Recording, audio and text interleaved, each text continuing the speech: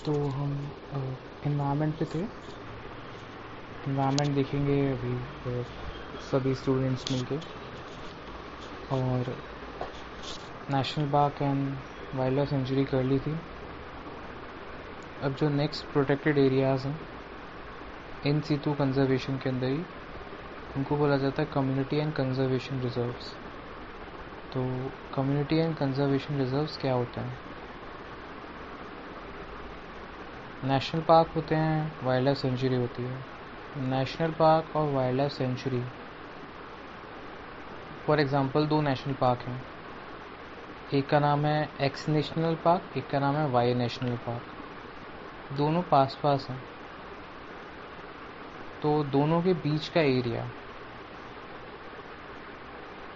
थोड़ा बहुत हो सकता है जंगल हो सकता है एक नेशनल पार्क से दूसरे नेशनल पार्क के अंदर जानवर आवागमन करते हों या फिर जाते रहते हों, कि एलिफेंट एक्स नेशनल पार्क से समर्स में मूव करते हैं वाई नेशनल पार्क में, उसके बाद में विंटर्स में वाई से दोबारा एक्स में मूव करते हैं। तो जिस रास्ते के थ्रू वो मूव करते हैं, जिस रास्ते के थ्रू एनिमल्स या वाइल्ड एनिमल्स मूव करते हैं दो नेशनल पार्क के बीच में या तो फिर दो वाइल्ड लाइफ सेंचुरी के बीच में, तो वो एरिया भी बहुत ज़्यादा महत्वपूर्ण हो जाता है। तो उस एरिया को कंजर्व करने के लिए हमको कोई ना कोई उसको प्रोटेक्शन देना पड़ता है। तो ऐसा एरिया जो दो नेशनल पार्क या दो वाइल्ड लाइफ सेंचुरी या दो से ज़्यादा वाइल्ड लाइफ सेंचुरी के बीच में आ रहा है और उस एरिया का वाइल्ड एनिमल्स यूज़ कर रहे हैं आने जाने में, तो उसको हमको प्रोटेक्ट करना पड़ेगा।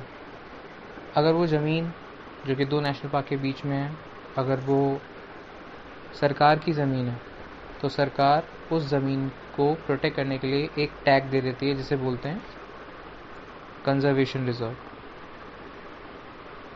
अगर वो ज़मीन किसी प्राइवेट प्रॉपर्टी है या किसी की इंडिविजुअल की है या फिर किसी इंडस्ट्री की है, इंडस्ट्री तो खैर नहीं हो सकती, किसी प्राइवेट बंदे की है या फिर किसी बिजनेसमैन की है या फिर किसी भी इंडिविजुअल, कोई भी पर्सन हो सकता है उसकी है, या फिर हो सकता है गांव की ज़मीन है, हो सकता है कोई गांव आ रहा है, गांव का कोई एरिया आ रहा है दो नेशनल पार्क के बीच में, तो वो सरकारी ज़मीन नहीं है। गांव के जो लोग हैं उनका खेत आ रहा है बीच में, तो वो सरकारी ज़मीन नहीं है।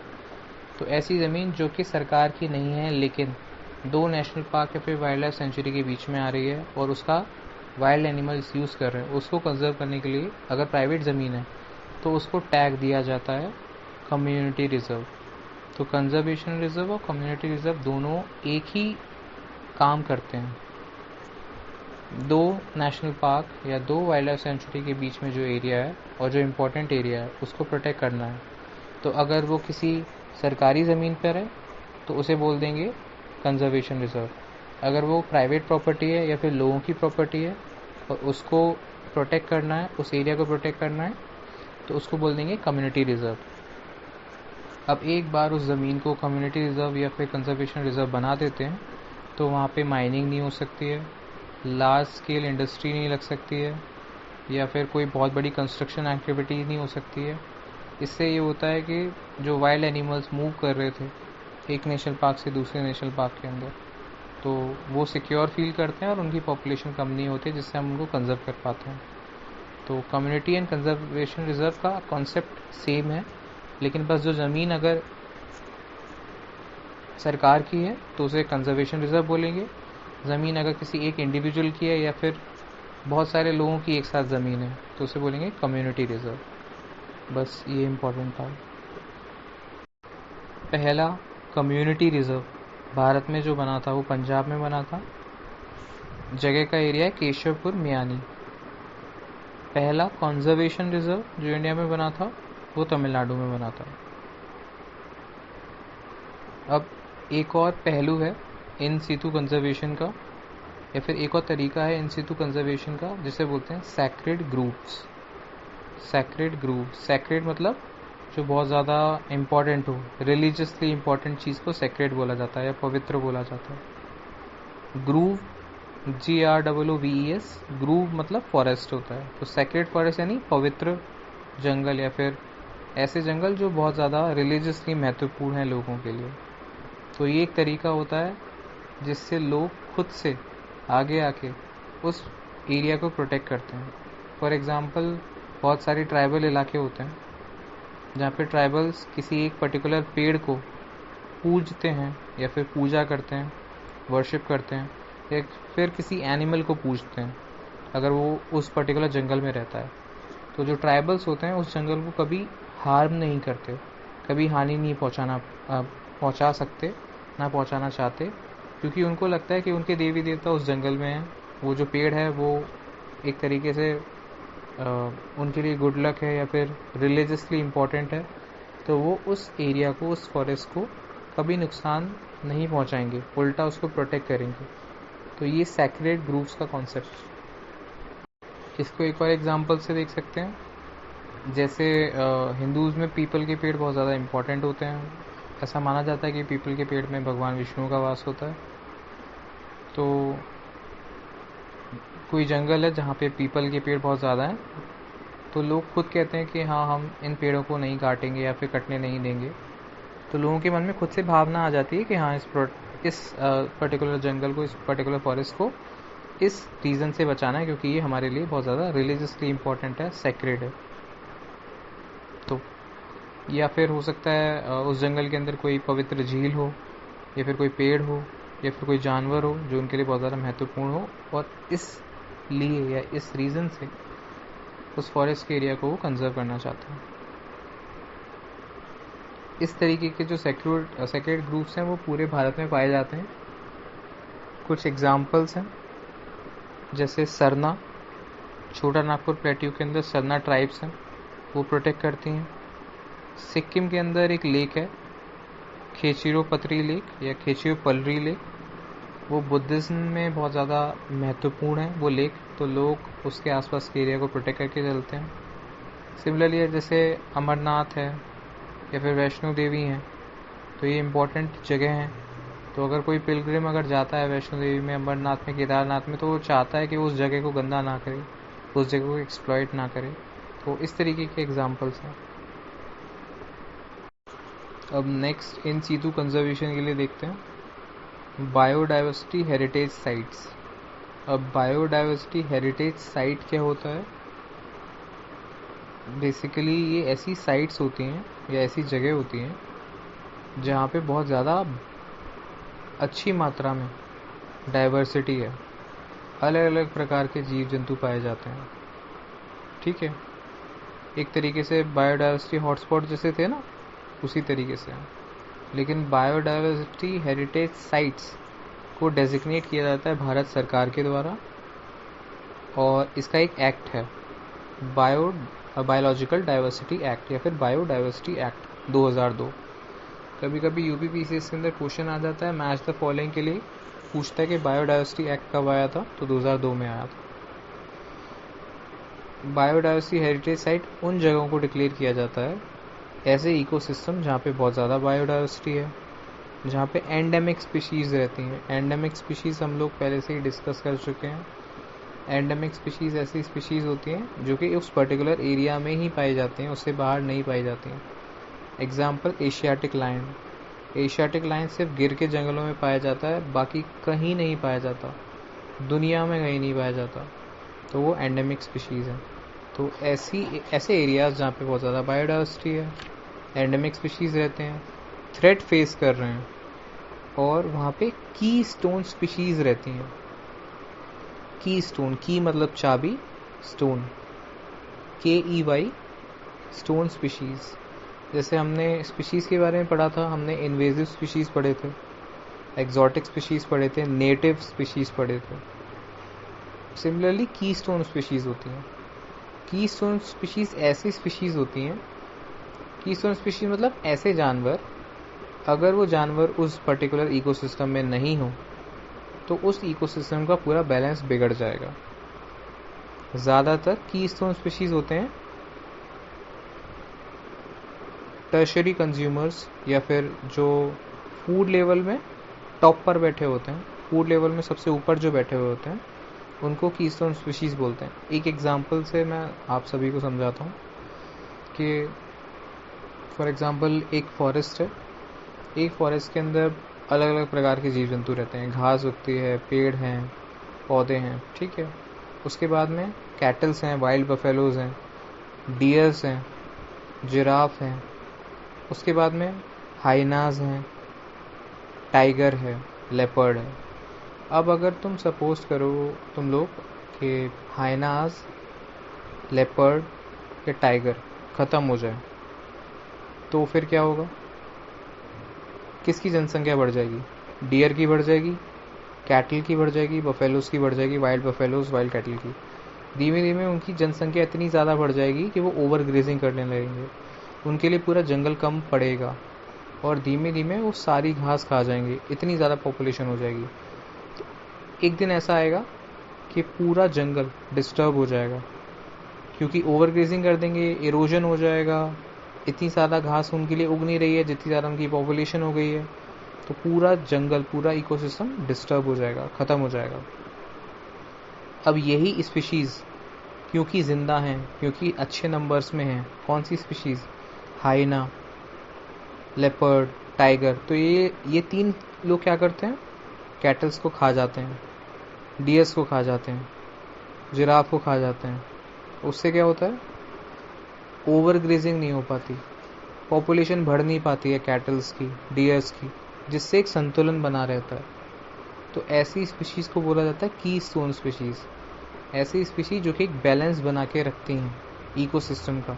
ज़्यादातर जो बड़े कार्निवोर एनिमल्स होते हैं वही कीस्टोन स्पीशीज़ में गिने जाते हैं। अगर वो नहीं होंगे तो बैलेंस बिगड़ जाएगा इकोसिस्टम का, ठीक है। तो कीस्टोन स्पीशीज़ अपन को समझ में आ गया, तुम सभी लोगों पूरी क्लास। अगर कोई इशू हो तो बता सकते हो। तो बायोडायवर्सिटी हेरिटेज साइट्स डिक्लेयर करते हैं गवर्नमेंट ऑफ इंडिया। इसका एक एक्ट बनाया हुआ है, बायोडायवर्सिटी एक्ट 2002, और ये वहाँ बनाया जाता है या फिर उस एरिया को बायोडायवर्सिटी हेरिटेज साइट डिक्लेयर किया जाता है। ये कोई ऐसा नहीं है कि बायोडायवर्सिटी हेरिटेज साइट अगर कहीं पे डिक्लेयर कर दिया तो वहाँ पे बाड़ाबंदी हो जाएगी, मतलब फेंसिंग लग जाएगी, बाउंड्री लग जाएगी, ऐसा कुछ नहीं होता। बस किसी एरिया को डिक्लेयर कर दिया जाता है। जैसे याद करते हैं हम सभी, बायोस्फीयर रिजर्व था, तो बायोस्फीयर रिजर्व बोल दिया गया कि इस एरिया से इस एरिया तक बायोस्फीयर रिजर्व है। बायोस्फीयर रिजर्व की कोई ऐसी नहीं है कि बाउंड्री बनी हुई है कि अब बाउंड्री के अंदर आ गए तो आप बायोस्फीयर रिजर्व के अंदर एंटर कर गए। लेकिन नेशनल पार्क और वाइल्ड लाइफ सेंचुरी में या फिर कम्युनिटी रिजर्व में ऐसे ही होता है, प्रॉपर बाउंड्री बनी हुई होती है। तो बायोडायवर्सिटी हेरिटेज साइट सिर्फ चिन्हित करने के लिए होता है कि ये वेस्टर्न घाट का इलाका है, ये बायोडायवर्सिटी हेरिटेज साइट है, ये हिमालय का इलाका है, ये बायोडायवर्सिटी हेरिटेज साइट है। कोई प्रॉपर बाउंड्री नहीं होती इसकी, ठीक है।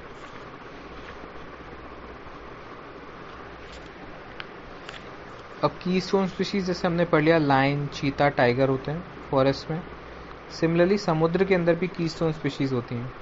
ऐसी स्पीशीज होती हैं जो कि ध्यान रखती हैं कि बहुत ज़्यादा कुछ एनिमल की पॉपुलेशन बढ़ ना जाए जिससे वो पूरा का पूरा बैलेंस बिगाड़ दे। समुद्र में एक जानवर होता है सी ऑटर। तो सी ऑटर क्या करता है? सी अर्चिन्स क्या होते हैं? छोटे छोटे प्लांट्स होते हैं, फाइटोप्लैंक्टन, जू प्लैंक्टन्स की तरह। फाइटोप्लैंक्टन जू प्लैंक्टन से थोड़ा सा अलग है, लेकिन प्लांट्स होते हैं ओशन के, उनको कंट्रोल में रखते हैं, उनको बढ़ने नहीं देते। सी ऑटर्स सी अर्चिन्स को खा जाते हैं। अगर सी अर्चिन्स बहुत ज़्यादा बढ़ जाएंगे तो बहुत ज़्यादा प्रॉब्लम हो जाएगी, ऑक्सीजन की कमी हो जाएगी ओशन के अंदर, बाकी बायोडायवर्सिटी कम हो जाएगी, तो याद रखना। अब बायोडायवर्सिटी हेरिटेज साइट अगर किसी जगह को बना दिया जाता है तो उसका उद्देश्य बस यही होता है कि वहाँ की बायोडायवर्सिटी को बचाया जा सके। इसके अंदर अलग अलग तरीके की मैनेजमेंट कमेटीज़ होती हैं, 3 लेवल की। एक तो नेशनल लेवल पे नेशनल बायोडायवर्सिटी अथॉरिटी, एक स्टेट लेवल पे स्टेट बायोडायवर्सिटी बोर्ड, फिर एक डिस्ट्रिक्ट लेवल पे बायोडायवर्सिटी मैनेजमेंट कमेटी। बस इतना ही याद रखना है, ज़्यादा इंपॉर्टेंट नहीं है और कुछ। अब एक और इन सीटू कंजर्वेशन का तरीका है जिसको बोलते हैं marine protected areas. Marine protected areas कुछ नहीं है, कोई भी नेशनल पार्क है, कोई भी वाइल्ड लाइफ सेंचुरी है, अगर कोई भी नेशनल पार्क या कोई भी वाइल्ड लाइफ सेंचुरी समुद्र में है, समुद्र में डिक्लेयर किया गया है किसी नेशनल पार्क को, या फिर किसी भी वाइल्ड लाइफ सेंचुरी का एरिया के अंदर समुद्र भी आ रहा है या फिर वाटर बॉडी आ रही है, उसे बोलते हैं marine protected areas. For example Mahatma Gandhi national park है अंडमान एंड निकोबार में। तो अंडमान एंड निकोबार के अंदर अंडमान का छोटा सा आइलैंड भी आ जाता है, उसके साथ में जो आसपास का समुद्र है वो भी आ जाता है। तो क्योंकि समुद्र वाले इलाके को भी नेशनल पार्क घोषित कर दिया गया है तो उसे बोला जाता है मैराइन प्रोटेक्टेड एरियाज। सिमिलरली एक वाइल्ड लाइफ सेंचुरी है महाराष्ट्र के अंदर, मलबन वाइल्ड लाइफ सेंचुरी।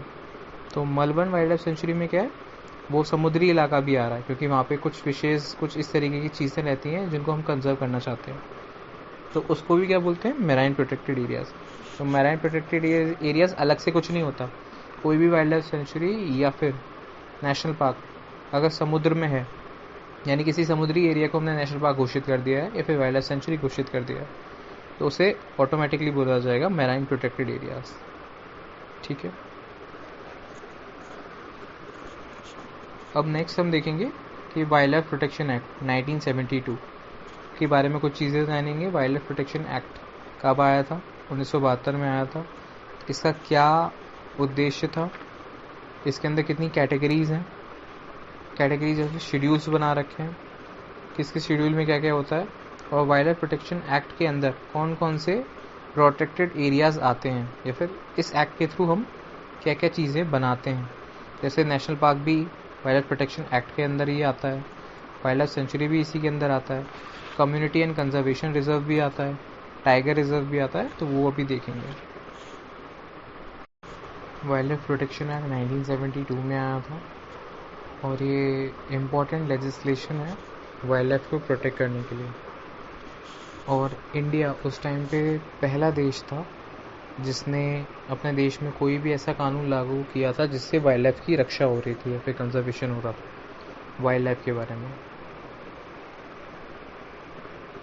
अब वाइल्ड लाइफ प्रोटेक्शन एक्ट के अंदर हम लोग क्या करते हैं, वाइल्ड लाइफ को प्रोटेक्ट करते हैं, जंगली जानवर या फिर जंगली जो पेड़ पौधे होते हैं उनको प्रोटेक्ट किया जाता है।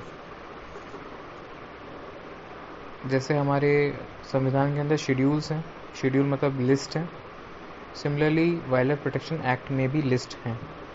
वाइल्ड लाइफ प्रोटेक्शन एक्ट में 6 डिफरेंट तरह के शेड्यूल्स हैं, फिर 6 डिफरेंट तरह के लिस्ट हैं। उन लिस्ट में अलग अलग जानवरों के नाम व पेड़ पौधों के नाम दे रखे हैं, उनसे रिलेटेड रूल्स बना रखे हैं। लेकिन भारत में पाए जाने वाले हर जानवर का नाम नहीं लिखा, जो इम्पोर्टेंट जानवर है उन्हीं का नाम लिखा हुआ है। वाइल्ड लाइफ प्रोटेक्शन एक्ट के अंदर हंट करना, किलिंग सिर्फ मार देना, पोचिंग मतलब पकड़ के उनका व्यापार करना, ये सारी चीज़ें प्रोहिबिटेड हैं। जिन जिन जानवरों को हमने उन लिस्ट में शामिल किया है, अगर कोई करता हुआ पाया जाता है तो उसको पेनल्टी देनी पड़ती है, उसके साथ में पनिशमेंट भी होता है। एक्सेप्शंस भी दे रखे हैं, मतलब कुछ लोग सच में हंट कर सकते हैं, मार सकते हैं जानवरों को, लेकिन वो जो एक्सेप्शंस हैं जानवरों को हंट करने के लिए, मारने के लिए, वो सिर्फ अंडमान एंड निकोबार में रहने वाली जनजाति या फिर ट्राइब्स को ही दिया गया है। भारत देश में कोई भी जनजाति है, अगर वो हंट करेगी, मारेगी उन जानवरों को, जो जानवरों का जिक्र वाइल्ड लाइफ प्रोटेक्शन एक्ट 1972 में है, तो उनको भी सज़ा मिलेगी कानून के अनुसार। लेकिन सिर्फ अंडमान एंड निकोबार में रहने वाली 6 जातियां हैं जिनको ये सज़ा से छूट दी गई है। वो 6 जातियां कौन सी हैं? Shompen, Jarawas, Sentinelese, great Andamanese, great Nicobarese, Onges. अब देख लेते हैं कि कौन कौन से शेड्यूल हैं और शेड्यूल के अंदर क्या क्या बातें लिखी हुई हैं। टोटल 6 शेड्यूल्स हैं, 1, 2, 3, 4, 5, 6। 1 से लेके 5 में एनिमल्स के नाम लिए हुए हैं, और जो 6 शेड्यूल है वो प्लांट्स के बारे में कुछ कहानी कहता है। फर्स्ट शेड्यूल के अंदर ऐसे जानवरों के नाम दे रखे हैं जो कि बहुत बहुत ज़्यादा इम्पोर्टेंट है हमारे लिए, और वो किस कैटेगरी में आते हैं? IUCN के हिसाब से क्रिटिकली एंडेंजर्ड या वल्नरेबल में आते हैं। तो यानी उनके ऊपर काफ़ी ज़्यादा खतरा है, तो ऐसे जानवरों को हमने शेड्यूल फर्स्ट में डाला है। फिर शेड्यूल सेकंड में ऐसे जानवरों को डाला गया जो थोड़े कम खतरे में हैं। फिर शेड्यूल थर्ड में थोड़े और कम खतरे में हैं। शेड्यूल फोर्थ में बहुत कम खतरे में है। शेड्यूल फर्स्ट के अगर जानवर को कोई मारेगा, हंट करेगा, तो उसको बहुत ज़्यादा सज़ा मिलेगी। शेड्यूल सेकंड के जानवर को कोई मारेगा तो उसे थोड़ी सी कम मिलेगी। शेड्यूल 4 में जो जानवर है अगर उसको कोई मारेगा तो उसे बहुत कम मिलेगी। तो सज़ा शेड्यूल फर्स्ट में सबसे ज़्यादा है, शेड्यूल 4 में सबसे कम है अगर हम ऑर्डर देखें तो सज़ा का। और शेड्यूल 5 में कुछ ऐसे जानवर हैं जिनको मारना अलाउड है, उनको बोलते हैं वर्मिन्स। ऐसे जानवर जिनको मारना अलाउड है उन्हें वर्मिन्स बोला जाता है। अब शेड्यूल 6 के अंदर प्लांट्स आते हैं। ऐसे प्लांट्स शेड्यूल 6 में दे रखे हैं वाइल्ड लाइफ प्रोटेक्शन एक्ट में, जो प्लांट्स आप या मैं या फिर हम सभी लोग उगा नहीं सकते, जिनका व्यापार नहीं कर सकते, जिनको स्टोर नहीं कर सकते। ऐसे प्लांट्स के नाम दे रखे हैं शेड्यूल 6 में, जिनको कोई व्यक्ति बिना गवर्नमेंट परमिशन के उगा नहीं सकता, बेच नहीं सकता, स्टोर नहीं कर सकता, उसका व्यापार नहीं कर सकता। इसका एग्जाम्पल पिचर प्लांट, कुछ orchids, blue Wanda, red Wanda, कुछ एग्जाम्पल्स हैं उन प्लांट्स को कि जिनको आप बिना परमिशन के ना उगा सकते, ना बेच सकते, ना रख सकते, ना खरीद सकते, क्योंकि इनमें कुछ ऐसे प्लांट्स हैं जो कि इकोसिस्टम को डैमेज कर सकते हैं, इसलिए ऐसा किया गया है।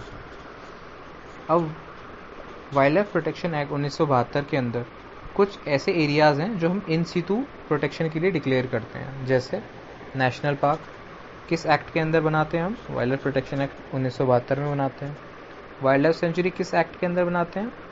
WPA 1972 के अंदर बनाते हैं। कम्युनिटी रिजर्व्स, कंजर्वेशन रिजर्व जो हमने पढ़े थे वो किसके अंदर बनाते हैं? वो भी वाइल्ड लाइफ प्रोटेक्शन एक्ट के अंदर बनाते हैं 1972 में। फिर टाइगर रिजर्व जो होता है, टाइगर रिजर्व भी वाइल्ड लाइफ प्रोटेक्शन एक्ट के अंदर ही बनाया जाता है। अब वाइल्ड लाइफ प्रोटेक्शन एक्ट के अंदर कुछ बॉडीज़ बनाई गई हैं जिन्हें बोल सकते हैं स्टैट्यूटरी बॉडीज़ हैं, क्योंकि ये एक्ट के अंदर बनी हुई हैं और वाइल्ड लाइफ प्रोटेक्शन एक्ट से इनका रेगुलेशन होता है। पहली बॉडी है NTCA, national tiger conservation authority. दूसरी बॉडी है NBWL, national board for wild life. अगर आप सभी को याद हो, national board for wild life हमने पढ़ा था कि अगर कोई भी नेशनल पार्क और वाइल्ड लाइफ सेंचुरी के आसपास 5 किलोमीटर के रेडियस में कोई भी प्रोजेक्ट आ रहा होता है तो उसको कौन स्वीकृत करता है, कौन परमिशन देता है? NBWL देता है। अगर किसी भी वाइल्ड लाइफ सेंचुरी को नेशनल पार्क में अपग्रेड करना है तो कौन स्वीकृति देता है? NBWL देता है। NBWL के चेयरमैन कौन होते हैं? प्राइम मिनिस्टर होते हैं। ये किस एक्ट के अंदर बनी हुई बॉडी है? वाइल्ड लाइफ प्रोटेक्शन एक्ट 1972 के अंदर बनी हुई बॉडी है। फिर तीसरा, wild life crime control bureau, WCCB। ये भी एक बॉडी है जो कि वाइल्ड लाइफ से रिलेटेड जो क्राइम है उसको देखती है। फिर जू को कंट्रोल करने के लिए एक अथॉरिटी है, सेंट्रल जू अथॉरिटी। तो सेंट्रल जू अथॉरिटी हो गई, wild life crime control bureau हो गया, national board for wild life हो गया, नेशनल टाइगर कंजर्वेशन अथॉरिटी हो गई। ये सब किस एक्ट में बनाए गए हैं? वाइल्ड लाइफ प्रोटेक्शन एक्ट 1972 में बनाया गया। तो इतनी चीज़ थी जो कि हमको वाइल्ड लाइफ प्रोटेक्शन एक्ट के बारे में जाननी थी। आई होप समझ में आ गया होगा एंड इसको सभी देख लेना अपने नोट्स से। Thank you.